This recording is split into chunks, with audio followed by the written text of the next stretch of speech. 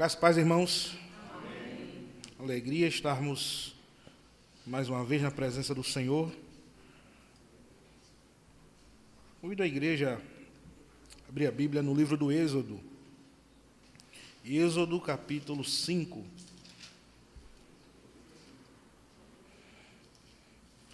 Êxodo capítulo 5.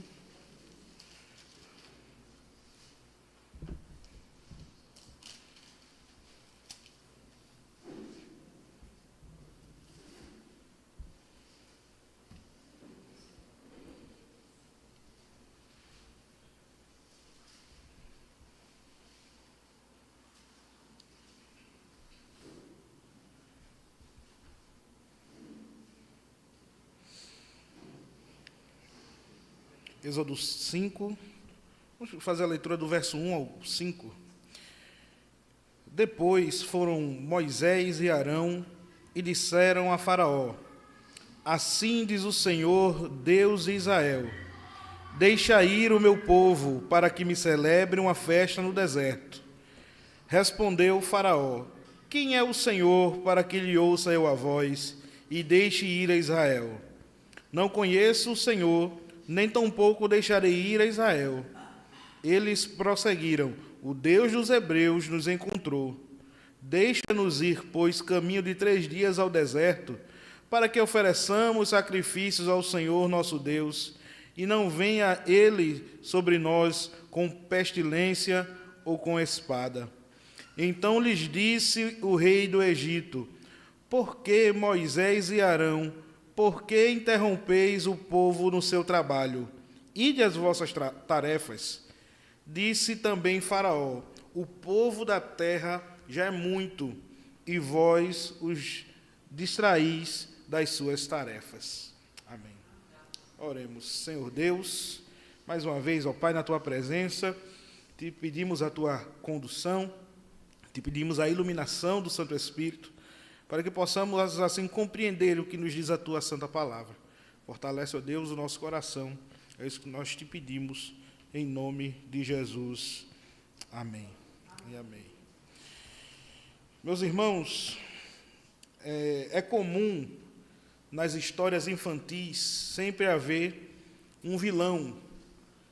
Geralmente, uma rainha má, ou uma bruxa, uma feiticeira, ou então até mesmo um lobo mau que tenta devorar alguém.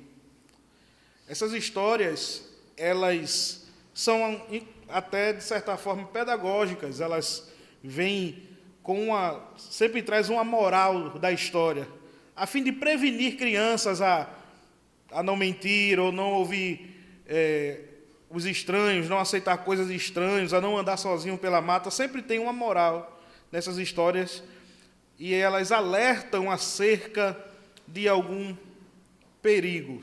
Sempre existe essa figura maldosa, essa figura má. Em Gênesis, nós vemos a serpente trabalhar pela destruição da relação do homem com Deus. Nós vemos ali a serpente, até nosso diácono Augusto pregou hoje aqui pela manhã, falando da queda do homem ali no Éden, e de como o diabo, ele engana, ou ele distorce a palavra para enganar a Eva e fazer com que Adão transgrida. Né? A própria Bíblia, ela diz que a mulher, ela foi enganada, mas Adão não. Adão, ele sabia exatamente o que é que estava acontecendo.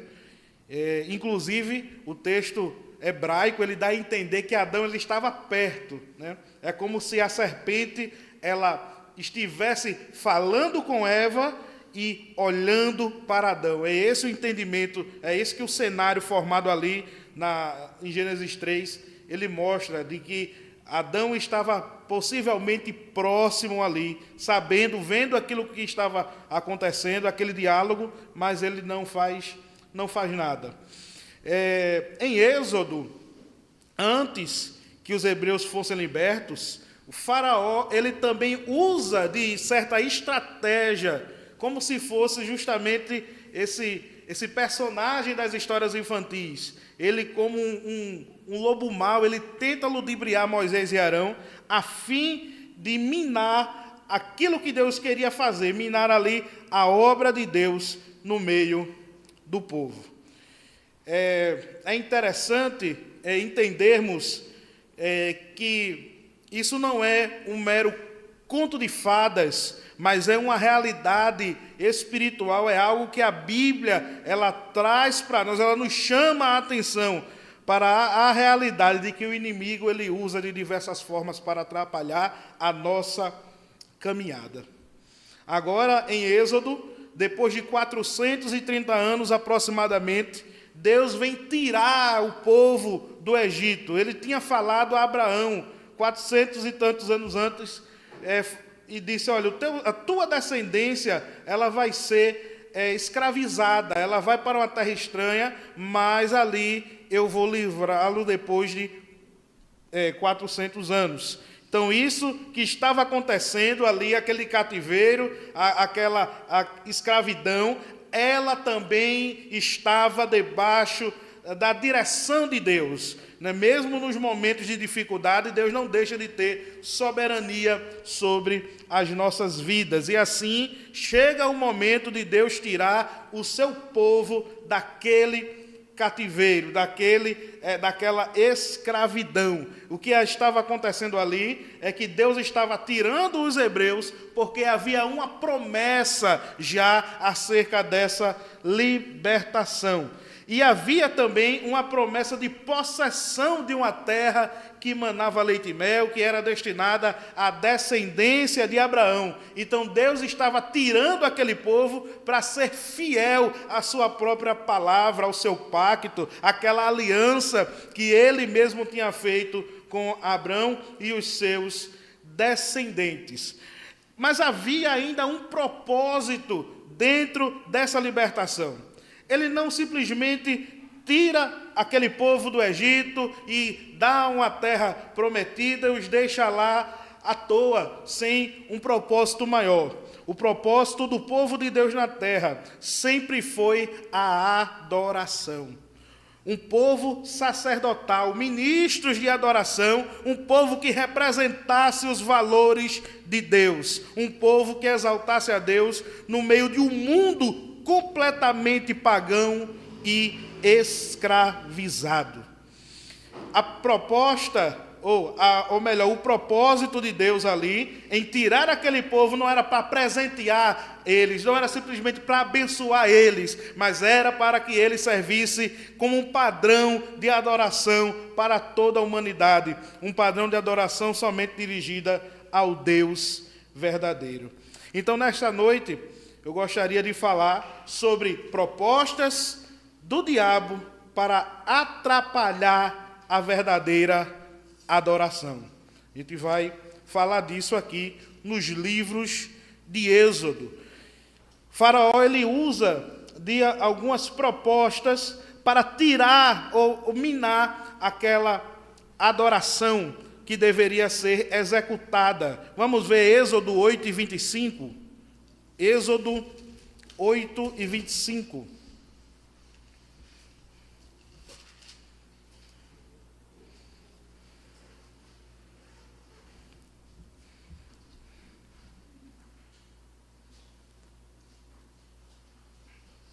Diz assim: chamou o Faraó a Moisés e a Arão e disse: ide, oferecei sacrifícios ao vosso Deus nesta terra. No começo do capítulo 5, Moisés e Arão dizem a Faraó que era necessário que eles saíssem para que Deus não castigasse a terra com pestilência. Deus envia as primeiras pragas e depois da quarta praga, o Senhor, já na quarta praga, ele abate ali o Egito. E Moisés, ele se abre um pouco e diz, olha, vocês podem oferecer sacrifícios ao vosso Deus, agora, nesta terra. Vocês não podem sair do Egito. Esse não era o propósito de Deus. Deus queria tirar o povo da escravidão. E era necessário que houvesse essa mudança geográfica, porque um povo não teria como ser verdadeiramente adorador estando ainda preso, estando ainda debaixo do jugo e do governo de Faraó. O propósito de Deus não era que eles continuassem da forma como eles estavam, no meio dos ídolos, no meio da idolatria, no meio ali da impiedade que havia no Egito, que era uma cultura tão rica por causa da sua religião pagã, né, rica culturalmente, que até hoje ela é estudada e não se chega ao fim, ao pleno conhecimento da profundidade de como aquelas pessoas adoravam ali aos ídolos, nem das demais ciências que ali havia. Mas era preciso que eles saíssem dali para adorar o Deus verdadeiro. E Faraó, sabiamente, né, a sua mente má, ele diz: não, vocês podem adorar à vontade, desde que seja aqui dentro da posse da terra do Faraó, no Egito. Na prática, uma adoração ali seria ainda uma adoração sem uma mudança significativa. Não ia mudar muita coisa. Eles simplesmente cultuarem ali sem que houvesse uma libertação. E isso era uma ferramenta que Faraó estava utilizando. E é uma ferramenta que o diabo ele utiliza até hoje para prender as pessoas. Na prática, é uma adoração sem arrependimento sincero. É adorar no Egito, é adorar no mundo, é adorar sem abrir mão do pecado, é abrir mão sem reconhecer a sua pobreza espiritual, é você adorar sem abrir mão de coisa alguma, é estar dizendo assim: eu sou uma pessoa abençoada por Deus, eu tenho Deus no coração, mas eu não quero sair debaixo do jugo de Faraó, debaixo do jugo do pecado. Eu quero ser abençoado, eu quero estar vivendo dessa forma, mas eu não quero sair do Egito. Faraó sabia que dessa forma ele continuaria sendo o senhor daquele povo. E dessa forma também o inimigo ele sabe, porque hoje na pós-modernidade, desde anos atrás, já se começa um movimento, um fenômeno de desigrejados, pessoas que dizem: eu não preciso estar com outros irmãos, eu não preciso estar ouvindo a palavra numa igreja, eu não preciso estar ceando, eu não preciso ser batizado, eu não preciso participar de um culto, eu posso servir a Deus desse mesmo jeito. E pior ainda, quando isso é acompanhado por uma falta de arrependimento. Isso, irmãos, são formas sutis que o inimigo utiliza para que nós não saiamos do Egito, não sejamos completamente libertos. É preciso que haja compromisso, irmãos, com Cristo e com o seu povo. Êxodo 8:28 nos traz outra proposta também de Faraó. Êxodo 8:28. Ele diz assim: então disse Faraó: deixar-vos-ei ir, para que ofereçais sacrifícios ao vosso Deus no deserto, somente que, saindo, não vades muito longe, e orai também por mim. Ele queria que o povo saísse do Egito. Ele disse: não, tá, vocês querem sair, então podem sair, mas não vão muito longe. Fique aonde eu posso enxergar vocês. Da primeira proposta era que eles não saíssem do Egito. Agora, na segunda proposta, é que eles saíssem, mas não fossem longe. Ou seja, eles saíssem parcialmente do domínio do inimigo. Era uma meia saída, era uma meia conversão, uma meia libertação. E dessa forma, como não era uma saída completa, então não havia libertação nenhuma. Eles estavam ainda continuando do mesmo jeito, ainda debaixo dos olhos, ainda debaixo da forma cruel como eles eram dominados ali por Faraó, condenados a trabalhos escravos. Sair parcialmente do domínio do inimigo, ou não ir muito longe do Egito, se limitar a dar pequenos passos na fé. Eu sirvo a Deus, ou eu quero servir a Deus, mas eu não quero ter o compromisso ou uma experiência mais profunda com o Senhor. Eu fico impedido, porque eu não me livrei do Egito completamente, ele ainda está a certa proximidade de mim. Eu ainda não deixei o jugo de Faraó para trás, mas eu posso voltar, eu posso dar um passo atrás a qualquer momento e retornar para lá. E é uma vida onde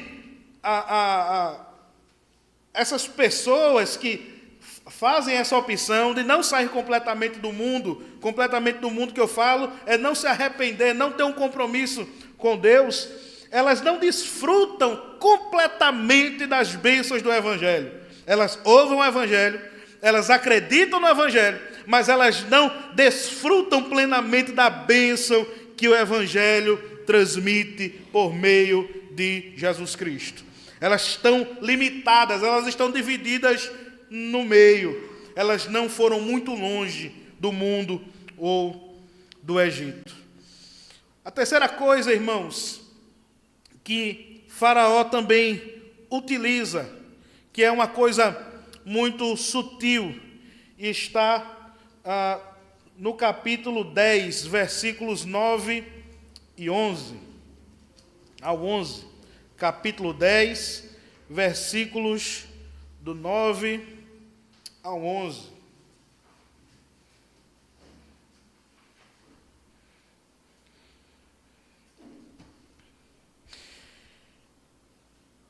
Respondeu-lhe Moisés: devemos ir com nossos jovens, e com os nossos velhos, e com os filhos, e com as filhas, e com os nossos rebanhos, e com o nosso gado. Havemos de ir, porque temos de celebrar a festa ao Senhor. Replicou-lhes Faraó, olha a proposta dele: seja o Senhor convosco, caso eu vos deixe ir as crianças. Vede, pois, tendes conosco mais intenções.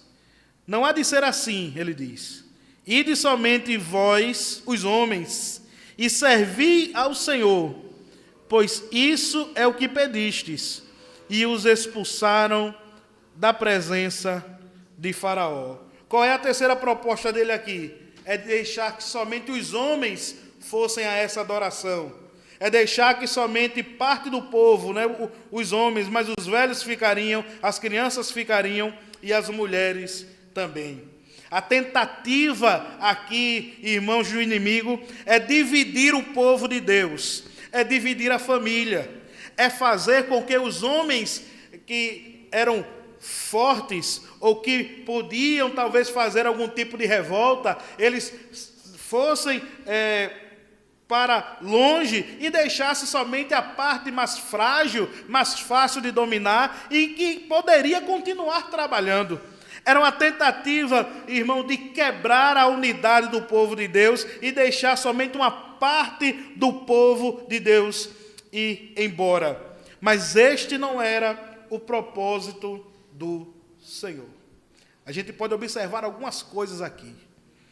Apesar da investida de Satanás com os homens. Isso é uma coisa que, durante muito tempo, a igreja negligenciou. Porque acostumou-se a entender que a espiritualidade é uma coisa reservada somente às mulheres. Trabalho de oração, geralmente feito por mulheres. Quando é feito de dia, claro, os homens estão no trabalho, né, só aquelas que estão em casa ou estão de folga, que podem ir ao trabalho à tarde. Mas à noite e em outros períodos os homens podem participar, mas mesmo assim, geralmente a presença dos homens, na maioria das igrejas, é menor. Acostumou-se dizer, irmãos, que homens, eles só precisam ir para a igreja nos domingos. Eles não precisam trabalhar a sua espiritualidade, a sua vida devocional. E as mulheres têm que ir todos os domingos para a igreja, mas tem dia que o homem fica em casa assistindo o futebol ou fazendo qualquer outra coisa. E isso é uma investida de Satanás. Porque da forma como é caracterizada a família, o projeto de Deus, o homem ele tem que ser o mais preparado. E a mulher é como sua auxiliadora nas coisas espirituais também. Isso se expande para todas as áreas da vida. Eu me lembro que eu tinha amigos, né, assim, casais amigos, e às vezes as crianças estavam assim, bagunçando, o homem lá presente, vendo as crianças bagunçar, e ele dizia, fulana, vem ver teus meninos aqui. Mas a responsabilidade era dele, era o pai, a mãe estava auxiliando ele, mas ele jogava a responsabilidade para a mulher. Isso acontece porque a tendência dos homens hoje é se omitir das suas obrigações de pai, de marido e, infelizmente, também das coisas espirituais. Mas o que a palavra de Deus ela traz para a gente é que nós devemos assumir a nossa posição diante de Deus. Douglas Wilson, ele diz assim nos seus livros, o homem não deve ser o cabeça da casa. O homem é o cabeça da casa, independente de qualquer coisa. Agora, se ele faz o seu papel ou não, essa é a questão. Mas ele sempre tem a responsabilidade das coisas da família e da casa, tudo está debaixo ali da sua orientação, e ele chama os homens a estarem assumindo esse papel. Satanás aqui investe, deixa os homens ir, deixa os homens lá, deixa os velhos aqui, deixa as mulheres aqui, deixa as crianças aqui que eu tomo conta. Essa foi uma das mais pesadas investidas do inimigo contra a família e contra o povo de Deus. Irmãos, não aceitemos isso dentro das nossas casas. Não aceitemos isso dentro das nossas igrejas. Nós devemos nos reposicionar de acordo com a vontade de Deus. Os homens têm que estar preparados e aptos a se dedicar à igreja, ao ministério, para aqueles que têm a chamada, e as mulheres auxiliando. A mesma forma como o homem se omite da sua liderança, as mulheres também têm se omitido, em alguns casos, do seu papel de estar ali, fortalecendo, consolando, ali, sendo porque quando a Bíblia diz que a mulher é auxiliadora. Esse termo auxiliadora, você vai ver na Bíblia, sabe quando? Quando Israel recebeu socorro de Deus, auxílio de Deus. A mesma palavra que usa para dizer que a mulher é auxiliadora do homem, é a mesma palavra para dizer que Deus auxilia o seu povo. Biblicamente falando, a mulher é a mão de Deus na vida do cabeça da casa, para sustentar, para fortalecer, para ajudar na missão, para levar a missão adiante. A igreja precisa pautar o seu papel, as suas funções, o seu trabalho, da forma como a igreja coloca a família, né? Como a igreja descreve, como a Bíblia descreve como as famílias da igreja de Cristo, elas devem ser. Esta foi mais uma ferramenta, mais uma proposta que o inimigo tentou fazer, a divisão, a dissensão do povo de Deus. Em Êxodo 10 e 24, nós vemos mais uma dessas propostas.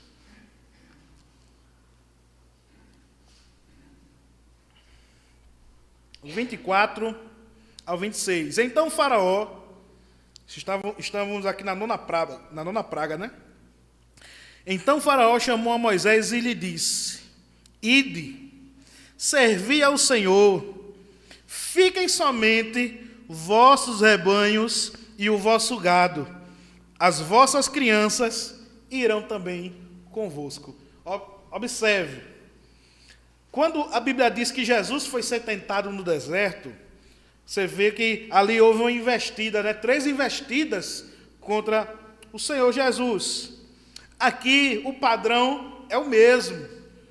Faraó, ele vai tentando, ele vai dando opções diferentes à vontade de Deus. Ele vai, olha, o Deus de vocês quer isso, mas você pode fazer assim. O Deus de vocês quer dessa forma, mas você pode fazer dessa outra forma também. Ele vai dando opções. Assim como a serpente fez lá no dia da queda, lá em Gênesis, no Éden. Então, o papel, a forma como o inimigo trabalha é lhe dar opções. É como ele mostra, como é mostrado aqui no padrão. É um padrão como a Bíblia revela. E aqui ele diz isso, olha, vão todo mundo. Vocês querem ir, levar as crianças, levar os velhos, levar os maridos, pronto, vai todo mundo. Não é isso que vocês querem? Vão. Mas ainda não era isso que Deus queria. O versículo 25, respondeu Moisés: também nos tem de dar em nossas mãos sacrifícios e holocaustos, que ofereçamos ao Senhor nosso Deus. E também os nossos rebanhos irão conosco, nenhuma unha ficará, porque deles havemos de tomar para servir ao Senhor nosso Deus, e não sabemos com que havemos de servir ao Senhor até que cheguemos lá. O que Deus queria era que o povo saísse do Egito abastado. A verdade é que eles saem ricos dali do Egito, porque era o propósito que eles levassem os rebanhos e levassem também ouro e prata. Para que isso? Para que o pessoal levar rebanhos e ouro e prata? Rebanhos para fazer sacrifícios, como Moisés explica. E num determinado momento, mais à frente, quando foi se fazer o tabernáculo, eles precisariam de ouro, eles precisariam de bronze, precisariam de prata e outros materiais para estar confeccionando assim o tabernáculo, a tenda onde serviria como templo provisório durante aqueles 40 anos. Deus não despediria eles vazios. Eles não poderiam sair daquele Egito e se lançar naquele caminho, naquela peregrinação, sem ter os rebanhos ou coisas preciosas. Há um risco, irmãos. Nós podemos nos arrepender dos nossos pecados. Nós podemos nos desvencilhar das coisas do mundo e estarmos completamente, termos experiências com Deus, estarmos aqui na igreja. Nós podemos cumprir o nosso papel também no lar, como filhos obedientes, como esposas que auxiliam, como homens que são cabeça. O marido, aquele irmão, aquela irmã, são exemplares, estão ali, olha, família abençoada, unida, ali é coisa bonita de se ver. Mas eu posso não estar disposto a me dedicar às coisas de Deus, a cooperar na obra do Senhor. Sempre que eu sou convidado, a resposta é não, a resposta já é certa, é não. Já tem um carimbo já de não. Rapaz, venha, você pode ajudar com isso? Rapaz, posso não. Rapaz, você pode contribuir com isso aqui? Não. Não e não. Sem ouro e sem prata, eles não poderiam contribuir ali para o tabernáculo. E nós também podemos nos achar vazios, ou de mãos atadas, ou de mãos fechadas até, nas coisas do Senhor. Conheço pessoas que têm dons maravilhosos que Deus deu, para cantar, para pregar, às vezes até para organizar alguma coisa na igreja, enfeitar, ajudar os irmãos, socorrer, contribuir, dons. Mas, infelizmente, nem todos usam aquilo que Deus colocou em suas mãos. E a ferramenta que o inimigo está utilizando aqui é que o povo esteja diante de Deus vazio, sem poder contribuir, sem poder cooperar, sem poder sacrificar, sem poder fazer a obra. É estar livre, salvo, é obedecer ali aos padrões morais, mas sem estar aberto às coisas, ao trabalho e ao serviço do Senhor. A palavra ministério indica serviço. Irmãos, há diversas formas, e há diversas investidas, e há diversas armadilhas, e há diversas ferramentas que o inimigo usa. Por isso que a palavra de Deus manda que a gente esteja atento, porque Satanás é como um leão bramando, procurando a quem possa tragar. Em certos momentos da caminhada, há momentos de alegria, há momentos de tristeza, há momentos que está bem financeiramente, há momentos que não está. Mas o importante é que nós façamos aquilo que está ao nosso alcance. Se eu não posso estar, irmãos, se eu não sou um apóstolo, a gente sabe que não existe hoje apóstolos como no Antigo Testamento, mas só para a gente ilustrar, se eu não posso curar e fazer, mover o céu, mover a terra, como faziam os apóstolos na antiguidade, mas eu posso simplesmente orar por alguém, visitar alguém, evangelizar alguém, e estar, irmãos, a serviço de Deus e do seu povo. Essas propostas visavam manter um certo grau de controle sobre os israelitas. Isso são coisas que o inimigo faz, irmãos, e ainda com a fim de manter o controle sobre o povo de Deus de certa forma. A festa da adoração, ela aconteceu no deserto por 40 anos. Aconteceu no deserto por 40 anos. Quando o povo entrou na terra de Canaã, tempo depois construíram lá o templo, conhecido como o Templo de Salomão, lá em Jerusalém, e eles continuaram ali sacrificando e fazendo as suas festas, porque a celebração é isso, é festa. E hoje, nós também celebramos uma festa, pois fomos libertos de um inimigo muito pior do que Faraó. Faraó, irmãos, era boa praça, era gente boa, comparado com o próprio diabo. O diabo nos prendia por causa do pecado, mas Jesus morreu em nosso lugar. Ele quebra na cruz do Calvário toda a força que o inimigo possa ter sobre nossas vidas, irmãos. Que nós não permitamos de novo a frieza entrar no nosso coração e o desejo das propostas de Faraó, de ceder a essas propostas, adentrar em nossa vida e na nossa mente. O diabo, ele nos prendia, já não prende mais. Cristo venceu na cruz.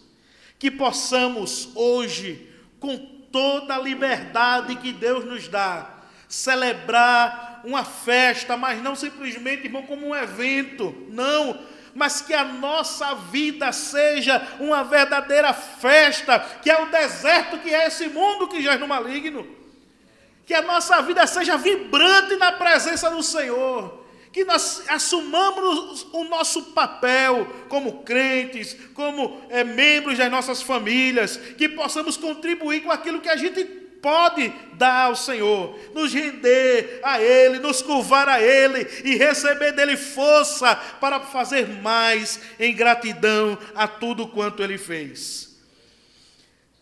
No capítulo 12, versículo 31 e 32 diz assim: então naquela mesma noite, isso depois da 10ª praga, naquela mesma noite, capítulo 12, versículo 31 e 32, Faraó chamou a Moisés e Arão e lhes disse: levantai-vos, saí do meio do meu povo, tanto vós como os filhos, ide e servis como tendes dito. Leve também com vocês as vossas ovelhas, o vosso gado, como tendes dito. Ide-vos embora e abençoai também. Deus venceu. Na cruz, Cristo venceu. Somos livres. Você é livre, irmãos. Nós somos livres para isso, para adorar o Senhor. Devemos rejeitar as propostas do diabo e abandonar o padrão mundano de adoração. Devemos incentivar a nossa família à adoração, como membros que somos. Não esquecer de chamar os nossos familiares para estar na adoração, no culto, e orar por eles, orar por aqueles que estão caídos e desistiram da caminhada, que possam se restabelecer, e como se cumprir a palavra do Senhor, eu e minha casa serviremos ao Senhor. Possamos aplicar os dons, a força, as contribuições e o intelecto na obra de Deus. Sabe por quê? Porque Deus deu o melhor que Ele tinha. Ele deu o melhor que Ele tinha. Ele não titubeou, Ele não pensou duas vezes. Eu sempre gosto de fazer um paralelo entre as duas passagens que tem em Marcos, Jesus no Getsêmani, e a de João. Você tem em Marcos um Jesus, a abordagem de um Jesus mais sofredor, o aspecto mais humano também. E no livro de Marcos diz que Jesus, ele estava lá orando, pedindo: Pai, se quiseres, se puderes, passa de mim esse cálice, mas que seja feita a tua vontade. Em João, quando vai falar do Getsêmani, não fala que Jesus estava orando com aquelas palavras, mas já mostra ele saindo do Getsêmani. E quando Jesus sai do Getsêmani, ele estava orando aquela mesma oração, né, lá dentro: Senhor, passe de mim esse cálice, todavia que seja feita a tua vontade. Mas quando ele sai do jardim, ele não sai com medo, ele não sai, ele não titubeia. Quando pergunta, ele diz assim: quem é que buscais? Ele pergunta à multidão, e a multidão diz assim: nós buscamos a Jesus o Nazareno, para prender, para o matar. E Jesus diz assim: sou eu. Ele diz: não é outro, não. Ele diz assim: sou eu, me leve, eu estou pronto para pagar o preço pela vida daqueles que o Pai amou. Somos nós. Somos nós. Possamos nos dedicar ao máximo a Ele, porque Ele é digno de honra, glória e louvor. Amém? Vamos orar. Senhor Deus, bendito Pai, ó Senhor, muitas são as armadilhas, muitos são os perigos nessa peregrinação, Pai. São tantos perigos, é tão difícil, Pai, viver nessa terra, que às vezes até nos esquecemos que estamos numa batalha, Senhor. Nos esquecemos das armaduras, do capacete, da espada, do escudo. Oh Deus, tem misericórdia de nós. Se não fosse a tua misericórdia, o inimigo já teria nos engolido vivos, Pai. Mas a tua palavra diz que a tua misericórdia dura para sempre, Deus. E esta é a nossa felicidade. Ó Senhor, nos renova, nos revigora. Não nos deixe, ó Deus, aceitar as propostas sujas do inimigo. Não nos deixe, ó Deus, levar uma vida espiritual decadente, Senhor, mas que possamos festejar com alegria. Pode ser no deserto, pode ser no monte, pode ser à beira-mar, não importa onde seja, mas que nós sejamos esse povo que adora, esse povo que celebra, esse povo que serve a Ti, ó Deus, de todo o coração. Ajuda, Senhor, aqueles que chegaram aqui precisando, ó Deus, se realinhar com a Tua vontade. Ajuda aqueles que não são crentes, que possam crer e Te servir melhor, servir de verdade, ó Deus. Ajuda a cada um de nós durante toda esta semana. E nós sabemos muito bem que as Tuas promessas não falam só dessa semana, mas falam que estaremos contigo para todo sempre. É isso que nós Te pedimos e Te agradecemos, em nome de Jesus. Amém e amém. Desde já.